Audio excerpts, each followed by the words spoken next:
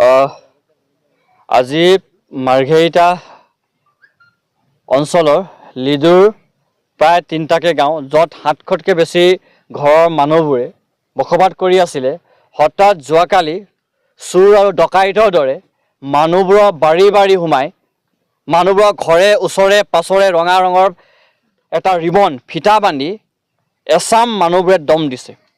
আৰু এইগৰাকী ব্যক্তিসকল কল ইণ্ডিয়াৰ মানুহ নে পুলিচ প্ৰশাসনৰ মানুহ নে অন্য মানুহ এতিয়ালৈকে চিনাক্ত কৰিব পৰা নাই। কিন্তু একে সময়তে তেওঁলোকে দম দিছে যে ১৫ দিনৰ ভিতৰত ঘৰ খালী কৰি দিব লাগে বুলি।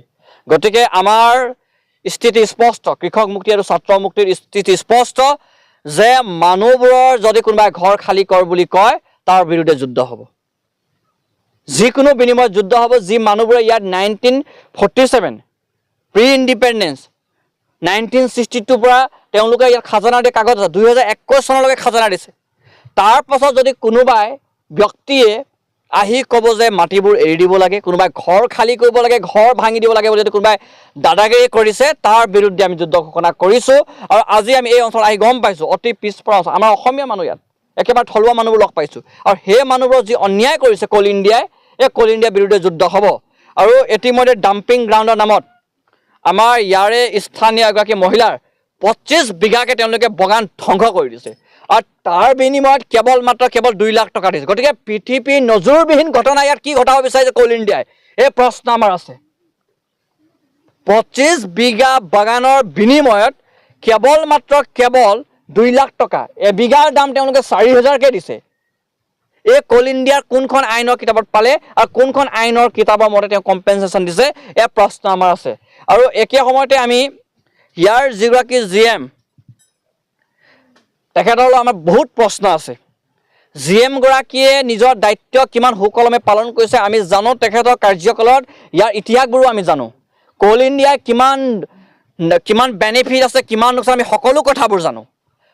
কিন্তু ইয়াত দেখিছোঁ কল ইণ্ডিয়াৰ ডাম্পিং গ্ৰাউণ্ড বনাবৰ কাৰণে 700 ঘৰক তেওঁলোকে উঠিপতি লাগিছে। 700 ঘৰৰ মানুহবোৰক তেওঁলোকে নিৰ্যাতন সৃষ্টি কৰিছে। গতিকে এতিয়া ইয়াত ঐক্যবদ্ধ যুদ্ধ হ'ব।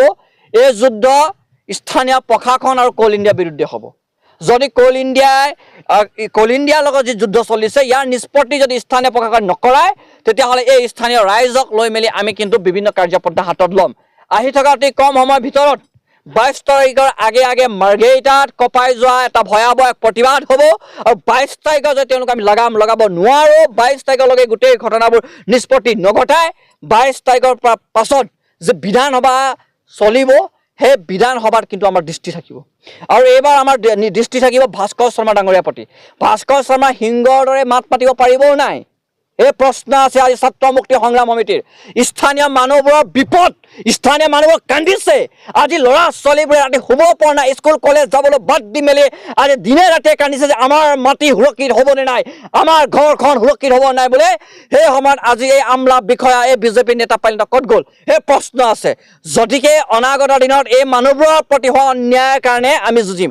আজি আমি এঘৰলৈ গৈছোঁ, খবৰ কৈছোঁ মানুহ ঘৰত ঢুকাইছে 10 দিন পাৰ হোৱা নাই, যি নীতি নিয়ম সকাম হোৱা নাই। সেই ঘৰৰ 70 বছৰৰ বৃদ্ধক কৈছে যে আপোনালোকে 15 দিনৰ ঘৰ খালী কৰি দিব লাগিব, নহ'লে ঘৰ ভাঙি দিম বুলি কৈছে। কাৰ দাদাগিৰিত, কাৰ অহংকাৰ, কাৰ আশীৰ্বাদত কল ইণ্ডিয়াৰ এমপ্লয়ীবোৰে, যিসকল অসমীয়া মানুহ নহয়, অসমৰ পৰা বাহিৰৰ পৰা অহা এই মানুহবোৰ কাৰ দমত অহংকাৰী দেখা আছে, কাৰ দমত আমাৰ মানুহবোৰক ভাবুকি দেখা আছে, এই প্ৰশ্নবোৰ আছে। আৰু 16 তাৰিখৰ পৰা এক সংগ্ৰাম হ'ব।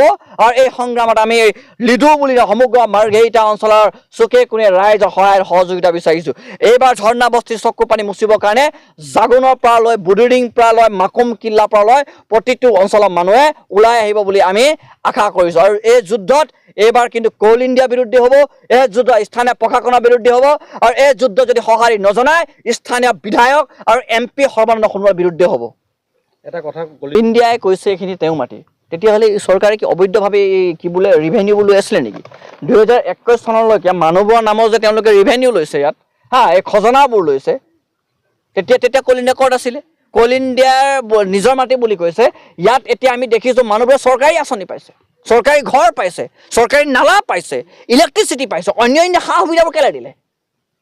আজি আমাৰ মানুহবোৰক ব্যক্তিগত মুনাফাৰ কাৰণে এই ঠাইৰ পৰা হস্তান্তৰ কৰিব বিচাৰিছে নেকি? তেওঁলোকে নিজৰ ব্যক্তিগত মুনাফাৰ কাৰণে আমাৰ মানুহবোৰক ঘৰ ভাঙি দিম বুলি ভাবিছে নেকি? এই কথা মানিলে নহ'ব কোল ইণ্ডিয়া ইয়াত কেলে আছে কোল ইণ্ডিয়াৰ অংকতে আছে ইয়াত কোল ইণ্ডিয়াৰ লোকচান কোল ইণ্ডিয়াৰ যিগৰাকী মেনেজাৰ যিগৰাকী ইয়াৰ এজেণ্ট ফেজেণ্ট এইবোৰ ৰাতিৰ চৰ্দাৰ তেওঁলোকৰ দিনত কম ৰাতিত বেছি কাম আমি যেতিয়া মুখ খুলি যাম আমি যেতিয়া ডিপ মাইনিঙৰ কথাবোৰ ক'ম 6 নম্বৰৰ কথাবোৰ ক'ম কিবা কিবি নম্বৰৰ কথাবোৰ ক'ম কোল ইণ্ডিয়াৰ মেনেজাৰৰ চকীৰ তলত ভূমিকম্প আহিব আৰু ভূমিকম্প এবাৰ কৃষক মুখে ছাত্ৰৰ মুখে দেখাব কিন্তু কোল ইণ্ডিয়াক কৈ দিছোঁ কোল ইণ্ডিয়াক আমাৰ চেলেঞ্জ আমাৰ মানুহক জোকাই নল'ব ইয়াৰ বসবাস কৰি থকা আপুনি যি মানুহ এই মানুহ ইতিহাস নাজানে ইয়াত আমাৰ ট্ৰাইবেল মানুহ আছে নন ট্ৰাইবেলো আছে এই মানুহৰ ইতিহাস নাজানে এই মানুহৰ নিজস্বতা শ্ৰম কৰি মেলি ইয়াত বসবাস কৰি আছে নিজস্বতা ত্যাগ কৰি মেলি নিজৰ ঘৰ বাৰী এই অঞ্চলৰ বচাই আহি আছে গতিকে এই মানুহক জোকাই নল'ব এইবাৰ কিন্তু যদি আপুনি জোকাইছে ইয়াত কিন্তু পৰিস্থিতি কোল ইণ্ডিয়া বিৰাট ভয়াৱহ হ'ব আৰু আশ্চৰ্যজনক বিষয় ইয়াত যে তেওঁলোকে এভিকশ্যন কৰিম বুলি কৈছে চিভিল এছডিঅ'য়ে গমেই নাপায় ইয়াত যে তেওঁলোকে এভিকশ্যন কৰিম বুলি মুখৰ পৰা দম দি গৈছে লোকেল থানাই গমেই নাপায় এইবোৰ ডকাইত নেকি এইবোৰ কিয় ডিমাণ্ড কৰিব আহিছিল নেকি গতিকে ইয়াত হাজাৰ প্ৰশ্নবোৰ আছে আমি তন্নতনে কথাবোৰ ক'ম আমি 16 তাৰিখত অপেক্ষা কৰিছোঁ 16 তাৰিখত কোল ইণ্ডিয়া গোটেই বিষয় নিষ্পত্তি নঘটাই অনাগত দিনত চাই থাকিব কোল ইণ্ডিয়াৰ এক উচিত প্ৰত্যুত্তৰ দিয়া হ'ব